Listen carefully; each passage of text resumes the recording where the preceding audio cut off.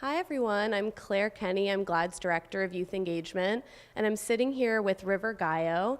River Gallo is a filmmaker, writer, actor, and intersex advocate. He's the recent recipient of a GLAAD Rising Stars Grant and just premiered his short film, Ponyboi, at the Tribeca Film Festival. River, thank you so much for being here. Thank you so much for having me. Of course. Well, for those who haven't seen Ponyboi yet, tell us what it's about. Sure.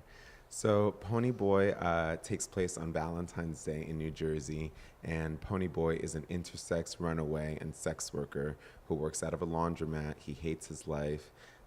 He works for this awful pimp, and he has these reoccurring dreams of this magical, fantastic, beautiful cowboy that takes him off into the sunset. And on this particular night, he actually appears in the laundromat. And through this encounter with the cowboy's name is Bruce. Through this encounter with Bruce, he finds a way to heal some of the trauma that he has from being intersex and growing up in a Latino household that was very unaccepting of him. Mm. What inspired you to tell the story of Ponyboi, and how does it relate to your personal story? Sure. So I'm a huge Bruce Springsteen fan, and I know you couldn't tell, but he is daddy.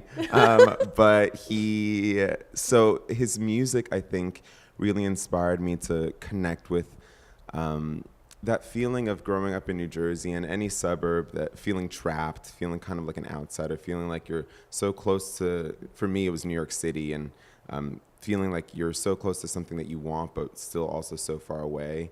And for me, being intersex and growing up in New Jersey had that kind of added chip on my shoulders, an understatement, but that added kind of like trauma of just, feeling like an outcast. Mm-hmm. And so I really wanted to make a story that touched upon those themes in my life, but also offered some kind of hope to people, to anyone who felt like an outsider, that it's really up to you to find love and acceptance of yourself in order to chase after your dreams. Right. What's it been like to premiere at Tribeca? How have audience in New York been reacting to the film? It's honestly been so surreal and such a dream. I went to NYU, so like all of my NYU friends and family have come. My family and friends from Jersey have come. And also there's a lot of like Jersey, East Coast, like humor in the film. Right. So it's been like the most well received out of like all the festivals that we've been to. Like people just kind of like get it. So it's just, it's been also wild because this is our first non-queer film festival that we've been to. And so it's almost like, it feels like that crossover from, going to all the queer film festivals and people, getting the message. And now it's like, more heteronormative people are seeing the film, but also connecting with it as well. So right. It's, kind of moving to me as a filmmaker to be like, this isn't just a queer story. This is a human story that, everyone can connect to. Definitely. Well, I would love to hear more actually about the opening night of Fusion Outfest's People of Color Film Festival. What was that like for you?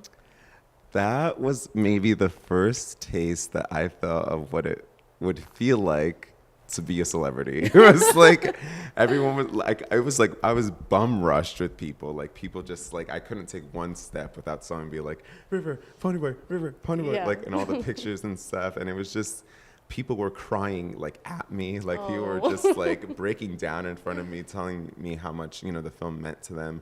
And it was just, so beautiful. And now actually every time I go to a gay club in New York or in LA, at least one person will stop me and be like, I'm sorry, are you Ponyboi? I saw you at Outfest. But yeah, no, it's been so beautiful. That's awesome. Yeah. No, I definitely think, and you've been on the GLAAD red carpet now, and you're really having this moment with the film. I loved it so much, and it was so beautiful. And I think one really key moment or kind of story that's being told within the film is the intersex narrative that we don't often see. So why was it important, and is it important for you to tell intersex stories? Well, for one, this film is the first narrative film where an intersex person is playing an intersex character written and directed by an intersex person. in history. And so to me, it's like, wow, like I actually didn't believe it the first time. Like my directors and producers told me that this is the first. I was like Googling and I was like, this Right. must not be true, but it was. And in a way, it's very humbling because, like, you know, I think the trans rights movement has paved the way for now intersex people to now really step into our light and be like, hey, you know, we're also facing human rights violations, and we can express that narrative in a fiction in a way that also provides hope and also provides, you know, some kind of solace, because I think what a lot of intersex people face is a lot of loneliness, you know, feeling like we're the only ones, doctors not telling us that there's an intersex community. And so growing up, there was an immense loneliness that I felt, and sometimes still do, you know. It's a kind of feeling that kind of, like, you know, creeps on in sometimes. So for me, just to have that opportunity to let intersex people know that we're here, we exist, and we got you, we support you, like, and you're now able to see yourself on the screen, I think it's just monumental. Totally. Yeah. So what can people do to support intersex people just like in their everyday lives? The one thing I say that you can do is you could literally tell one person a day who doesn't know what the definition of intersex is, the definition of intersex, which is... Yeah, I was like, I'm going to ask. Yeah. So intersex is an umbrella term for people born with various different variations and conditions in which their body does not match the typical definitions of male or female. So it's a spectrum of essentially the gender binary. So we literally have bodies that are between the binary.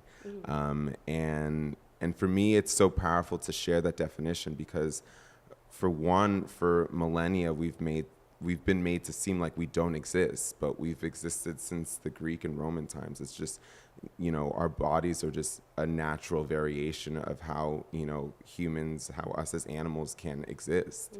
But for so long, you know, people have wanted to make it so that there's only men and only women. But now we've come to, you know, it's like we've come to a head at society that we're just like, this just can't be anymore, because, you know, people's lives are at risk. You know, I just recently saw a documentary about intersex people in Kenya, and sometimes if a baby's born visibly intersex, they'll just kill the baby.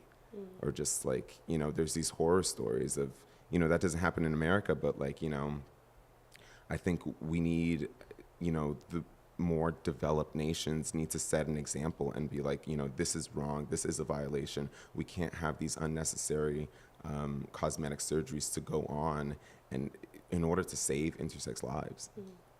Well, I think you've been such an incredible role model, you know, in your advocacy for intersex rights and visibility, and getting LGBTQ people to recognize and accept intersex people within our own community, should they identify that way. So your work as a role model in advocacy has been so inspiring, but then you, with your recent Rising Stars Grant Award, which we're so proud to have you a part of the Rising Stars family at GLAAD, you've created a mentorship initiative that helps support LGBTQ youth who want to learn storytelling and filmmaking. Yes. So why was that important to you to add, on top of everything that you're doing, this extra initiative to help young people? Well, first of all, thank you so much, because that's meant that the Rising Star Award has been so much to, you know, kind of lift my, you know, confidence and courage that, you know, I am on the right path and doing the right thing with, you know, my production company, Gaptooth Entertainment, which I started with my best friend, Sade Clark and Joseph, and also two of my other friends, Kristen Laffey and 7 Gram in LA. And, you know, we created Ponyboi, and we just thought together as a company, like, you know, how else can we, you know, keep pushing the envelope? Because there's one thing, you know, creating the narratives, but what about in the creation itself? How can we uplift people who want to learn how to tell their own stories. So we decided that for the Ponyboi feature, which our company wants to do in collaboration with another studio or production company, we want to do a shadowing program where we take youth from Los Angeles and have them shadow me as a director, a producer, the cinematographer, the production designer. And specifically, we want youth that identify as non-binary, intersex, or trans, so that within the making of the film, we are helping the next generation tell their story, and we're opening the doors so that we could, break the ceiling of, the lack of representation, not only in front of the screen, but behind the screen as well, which is a huge issue in Hollywood. So we really want to foster, a new generation, a new Hollywood that can tell their stories, and what not better way than, the first intersex feature film. So we will see you this weekend at the GLAAD Media Awards, and Madonna will be there too. She's receiving the Advocate for Change Award. So you're both award winners at the GLAAD Media Awards this year. We are. And so I have to know, what is your favorite Madonna song?